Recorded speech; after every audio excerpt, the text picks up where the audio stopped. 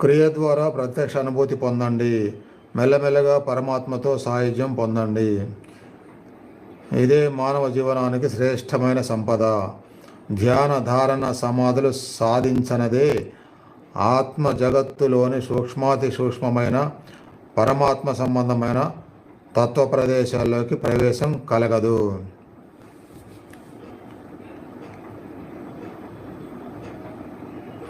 ధ్యానం ఒక ప్రక్రియ, ధారణ దాని ప్రభావం అందులో తప్పితే వేరే ఎందులో లేకుండా ఉండటం మనసు, అది ధారణ.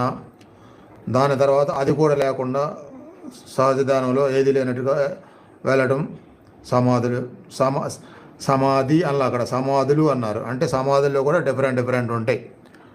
ఆ మొదటి స్టేజీ ధారణలో నుంచి సమాధిలోకి వెళ్ళిన తర్వాత ఆ సమాధిలోనే అత్యున్నత స్థాయిలు ఇంకా పెంచుకోవాల్సింది కూడా ఉంటాయి అన్నమాట.